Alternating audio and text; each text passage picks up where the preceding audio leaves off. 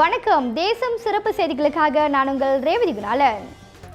Tanjong Malim வட்டாரத்தில் அமைய பெற்றுள்ள சுல்தான் இட்ரிஸ் கல்வியியல் பல்கலைக்கழகத்தின் வளர்த்தமிழ் மன்றம் முதலாவது முறையாக அனைத்துலக அளவிலான அறிவுச் சுடராளி தமிழ் இலக்கண இலக்கிய புதிர்போட்டி ஒன்றினை ஏற்பாடு செய்தது. அதன் நிறைவு விழா கடந்த 27ஆம் திகதி ஜூன் மாதம் 2026 அன்று பங்குங் பர்ச்சுபானில் நடைபெற்றது. மாணவர் பிரிவு, பொது பிரிவு என மொத்தம் 2 பிரிவுகளாக இப்போட்டி நடைபெற்றது.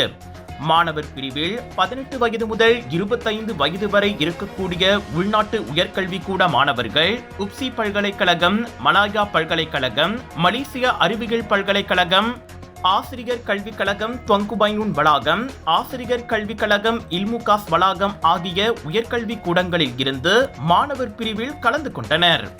மேலும் பொது பிரிவில் மலேசியாவுடன் இலங்கை, சிங்கப்பூர், இந்தியா போன்ற நாடுகளின் போட்டியாளர்கள் கலந்து கொண்டு தங்களது தமிழ் இலக்கண இலக்கிய அறிவை வெளிப்படுத்தினர்.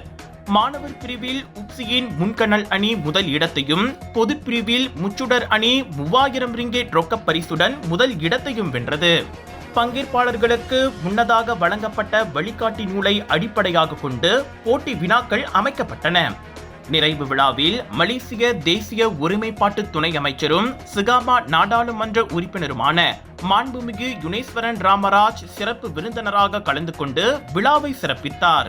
பல்கலைக்கழகத்தின் துணைவேந்தர் மற்றும் பேராசிரியர்களும் கலந்து கொண்டு வெற்றியாளர்களுக்கு பரிசுகளை வழங்கினர். இத்துடன் இன்றைய செய்திகள் நிறைவடைகின்றன. மேலும் பல ஆன்மீக செய்திகளை தெரிந்து கொள்ள தேசம் டிவி மலேசியா யூடியூப், டிக்டாக் மற்றும் இதர சமூக வலைத்தளங்களை பின்தொடருங்கள்.